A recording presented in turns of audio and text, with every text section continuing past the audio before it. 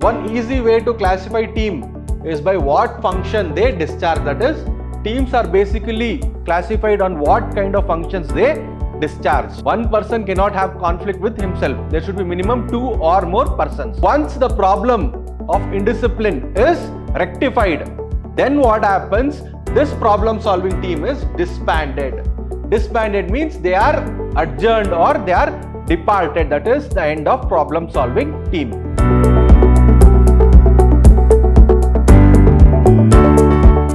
Hello everyone, this is Purna Chandra, Faculty, Department of Commerce and Management, Vidhyaashram, the Temple of Excellence. So we are dealing with the subject Organizational Behavior for 3rd Sem B.Ba, and today will be your second session in Unit 2. So the name of the unit is Group and Team Dynamics. What we understood in the previous class. So in the previous class, what we understood was group dynamics, meaning of group dynamics, and various types of groups, that is formal groups, informal groups, also your in-group and out-group, closed group and open group. So next, the different stages of group development, that is your forming, storming, norming, performing and adjourning. And also we also dealt with determinants of group behavior. What are the different factors that determine group behavior? So in today's class, what we'll be understanding is team dynamics, meaning different types of teams, conflict, sources and ways of resolving conflict, managing interpersonal relationships. So these are the things which we'll be understanding in today's class. So we will start. We'll start with team dynamics. So the meaning of team dynamics, basically team means it is a group which has got a particular objective and it is going forward to achieve that objective. In literal sense, team means there's a cricket team, there's a football team. So inside the organization also there are different kinds of teams that are carrying out different tasks to achieve the objectives. So that is the meaning of team. So here we are dealing with the term team dynamics. What does team dynamics mean? So we will understand. Team dynamics are the behavioral relationships between members of any team. So there is a finance team, there is a production team. So here what team dynamics is telling is what are the behavioral relationships, whether the behavior between the individuals inside the team is positive or negative, whether they like each other or not, whether there is a conflict between individuals, will be determined by understanding the team dynamics. So next, it refers to how a team interacts, communicates and works together to meet its goals. Obviously, there is no organization without communication. So what it means is how the team interacts and communicates. That is, if people like each other inside the team, they communicate in a positive way and interact in a very interesting and positive way. On the other hand, if the members, there's a conflict between members, they don't communicate at all. So these are the team dynamics. So what happens in team dynamics is they work together to meet its goals. That is, they interact, they communicate and they work together to meet the objective of the team. For example, if it is a production department, then the objective of the production team is to produce the target products that has been assigned to them. This is the meaning. So next, types of team. One easy way to classify team is by what function they discharge. That is, teams are basically classified on what kind of functions they discharge. So here there are 3 classifications. Some teams make or do things. So teams are mainly formed to do or make certain things. Next, some teams recommend things. That is, there are certain teams like expert teams, they recommend certain things to other teams, what other teams have to do. Then some teams run things. So there are also certain teams that run other things. So these are the 3 basic classifications. So now we will understand the different important types of teams. So here following are the most common types of teams.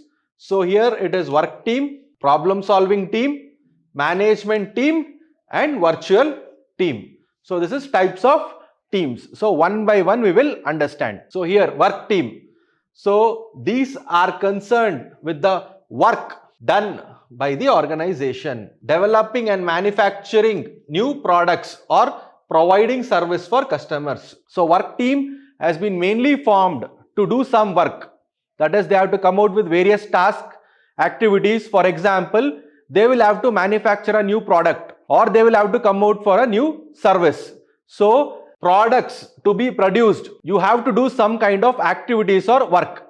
To do those activities or work team will be formed. Next, the main focus is on using the organizational resources to get the work done. Organizational resources, that is your human resource as well as your material resource. Raw materials as well as the employees or other subordinates and managers are used to get the work done. This is called work team. So next, we go for the problem solving team, established to deal with specific problems in workplace. That is, workplace means thousands of people come. Each one of them will be having their own behavior, attitudes. So some people will be arrogant, bold, they create problem. So problem solving teams, what they do is, they are mainly established to deal with such kind of problems at workplace. The team is disbanded after the problem is solved. That is, suppose there is a problem, the workers are not obeying, they are very indisciplined. So to deal with these problems, a problem solving team is formed. So once the problem of indiscipline is rectified, then what happens? This problem solving team is disbanded. Disbanded means they are adjourned or they are departed. That is the end of problem solving team. So next, they are cross-functional. That is, team members can come from different functional areas. So cross-functional means problem solving teams are not only confined to one particular department, but all departments, like team members from finance department, production, marketing, all can form a problem solving team. Offer recommendations for others to implement. That is, to solve the problems, they will come out with recommendations, they will form the plan or policy to deal with the problems. They will only recommend and others have to implement what they are recommending. This is called problem solving team. So next, it is management team. They consist of manager from various areas to coordinate work teams. So there is a work team which has been given an objective of producing product or coming out with service. So here what is happening? There is a management team to coordinate the work team. So management is nothing but art of getting things by others, or it is designing and maintaining an environment where workers can work well. So it constitutes the management team. They are relatively permanent. That is, the management team, there is a permanent management team in the organization which is in charge of planning, organizing, staffing, directing and controlling. So next, they concentrated on the teams that have the most impact on overall performance. So obviously management team will concentrate on the team which has got a lot of significance inside the organization.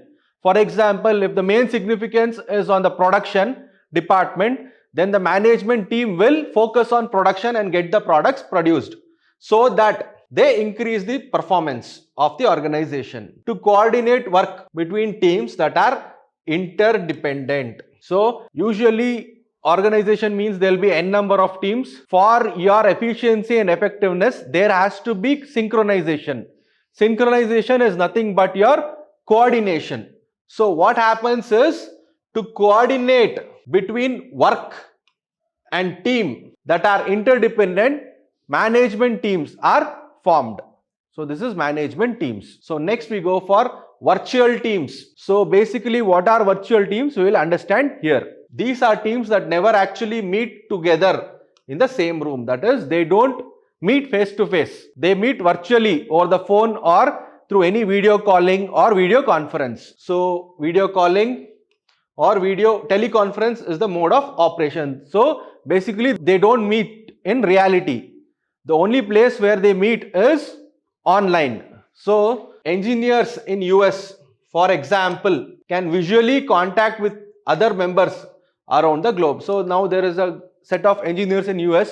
They want to collect information across the globe. So it is not feasible for them to personally travel across the globe.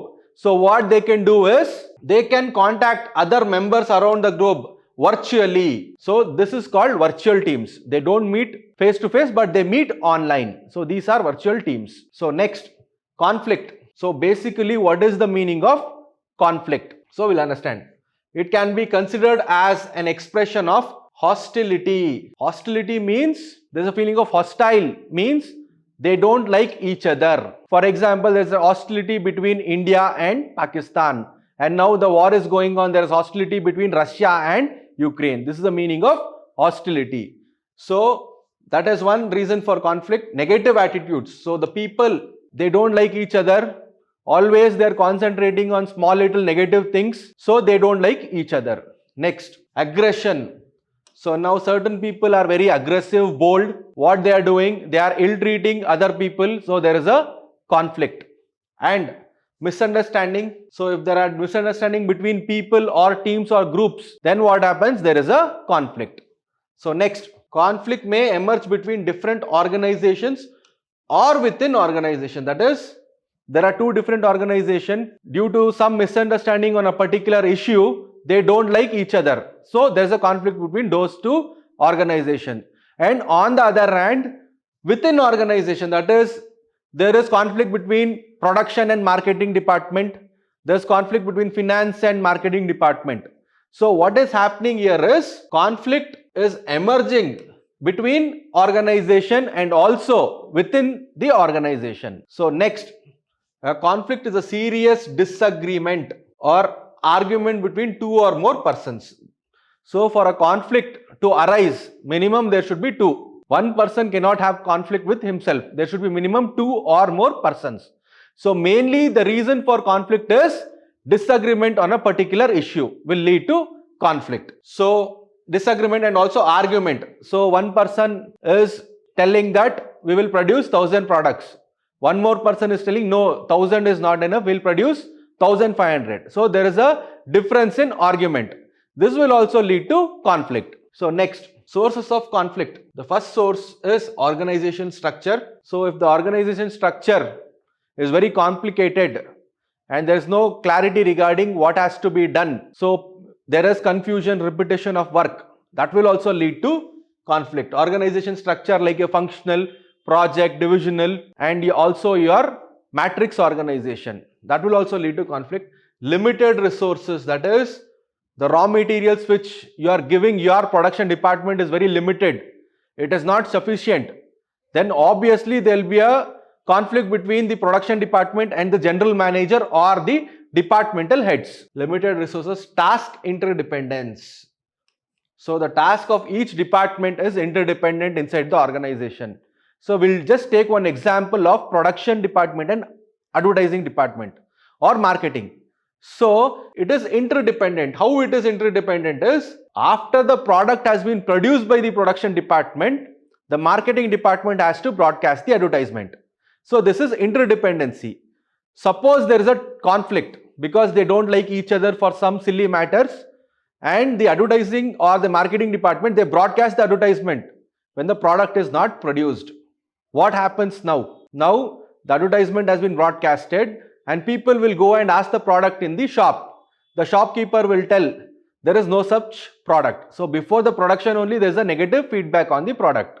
So what happens is, when there is interdependence between different departments and there is misunderstanding between the departments, conflict will arise. As a result of conflict, ultimately the organization is going to suffer. Then incompatible goals. What is the meaning of this? So incompatible means there is no understanding and there is no harmony. Now what happens? The top level manager will make one goal of producing 20,000 units when the capacity is only 15,000. So now what happens? The middle level managers, they don't like this plan because they know their maximum capacity is only 15,000 units.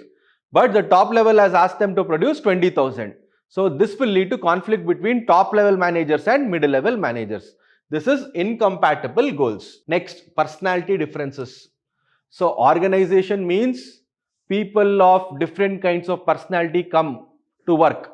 So what happens? Obviously, there will be conflicts. So as a result of personality differences, certain people will be very bold, arrogant and rude, and certain people will be very shy, they are very polite and they are soft spoken. So as a result of these personality differences, there will be a conflict. That is, people who are very aggressive will try to bully the people who are very soft spoken. So what happens? There is a conflict because of personality differences. Then communication problems.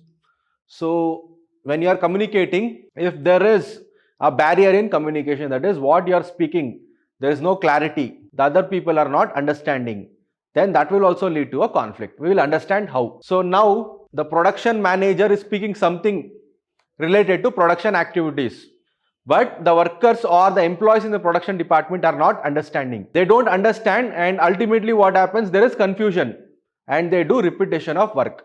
Now what the production manager will do? He will scold them or he will target them and tell them that you have done repetition of work. So now what happens? There is a conflict between the employees or workers in the production department and the production manager. This is mainly because there was problem in communication. The production manager was not able to communicate properly what was his target. That will also lead to conflict. So next we go for ways of resolving conflict. In what different ways we can resolve conflict? Remove barriers, that is, if there is any communication barriers, you remove it so that you can resolve conflict. Next, minimize and prioritize roles, that is, you should define what is the role of a production manager or a finance manager or a marketing manager properly, and you should minimize it so that the work becomes simple. You should not go for many roles, you should confine it to less number of roles. Then develop compatibility between personal and organizational goals, that is, each one will be having their own personal goals. That is, personal goal why people come to work is to get salary. So next, organizational goals means to achieve the objective of the organization. So what you have to do is, you should develop compatibility, that is, both the goals should be achieved so that they don't compromise with each other. Organization also should make profit and the workers or the employees or other subordinates also should get good salary. That is the meaning. Altering behavior. So altering behavior means each one's behavior is unique. So you have to alter their behavior in such a way that they work towards the achievement of company goals. That is the meaning. Then organizational redesign. Suppose the organization structure what you are using is not fetching you result, it is creating problem. As a problem there are conflicts. Then what you can do is, you can redesign your organization structure. If you have gone for a matrix structure or if you have gone for a functional structure, you can go for a divisional structure. So this is organizational redesign. Then expansion of resources, that is, if the raw materials are not enough, then you provide more raw materials. If the workforce or the human resource is not enough, then you increase the number of people that you take inside the organization. This is expansion of resources. So next we go for the topic managing interpersonal relationships. So we'll understand. So interpersonal relationships can be managed in the following three ways, that is, lose-lose, win-lose, win-win strategy, transactional analysis, altering the behavioral input. So we will start one by one. So the first one is lose-lose strategy. In this, both parties stand to lose. So less effective than the win-lose or win-win approach. That is, suppose there is an issue on which argument is going on. One person has told, we will produce 1000 units. One more is selling 1500. So in this strategy, both will lose. Okay, you also lose, I also lose. We will produce 1250 units. This is lose-lose strategy. Then win-lose strategy. One party wins and the other party loses. Can be found in superior subordinate relationships. So what is the meaning of this? So the superior will tell, production department head, production manager will tell, we will produce 1500 products. So the employees are telling 1000. So finally here employees cannot argue with the superior. They agree for 1500. So the superior wins. So here the superior will win and the subordinate or the employees will lose. So it may not be a permanent solution, as the loser tends to be bitter. That is, employees told we will produce 1000, superior told 1500. Just because employee cannot back answer the superior, they have agreed to produce 1000. So obviously they are doing the work, but their behavior, or they tend to be bitter. So they don't like producing 1500 units. This is the meaning. So next we go for win-win strategy. It aims at solving the problems rather than beating the other party. So the need of the both parties are met. So both parties receive rewarding outcome. So here both the parties are winning. So for example, there are two conditions. So both the parties have proposed the same thing, 1500 units and 1500 units. So here there is no argument. So they will implement it. So the problem has been solved. So the production has been fixed. There is no beating of the other party. So they both compromise, and what numbers they have stated, they are going to produce. Or in this kind of strategy, they don't argue at all. If one person tells one thing, the other person will also tell the same thing. That is another scenario. Both parties receive rewarding outcome because both have won. So they will be rewarded because both have specified the same production units. Both will be rewarded. Next, transactional analysis. It lays emphasis on adult to adult transaction that will improve communication.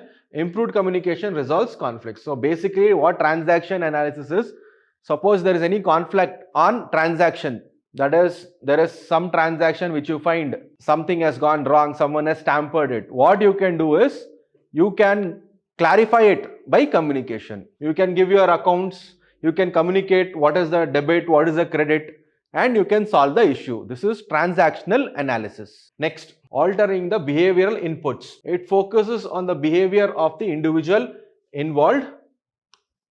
So perception and attitude of people are changed by training and intervention. So obviously each one's behavior will be observed, and if there is any negative behavior among the individuals, their perception will be understood. Perception is the way of looking at things. So perception of each individual will differ. That is perception. So next, attitude will also be analyzed, and the behavior will be altered by training, so that those people who are behaving in a negative way, so their behavior will be altered so that they behave according to the organization goals. So this is regarding your altering the behavioral inputs. So this is it with today's session. In tomorrow's session, what we'll be dealing is, we'll be starting the next unit, that is change management. Thank you.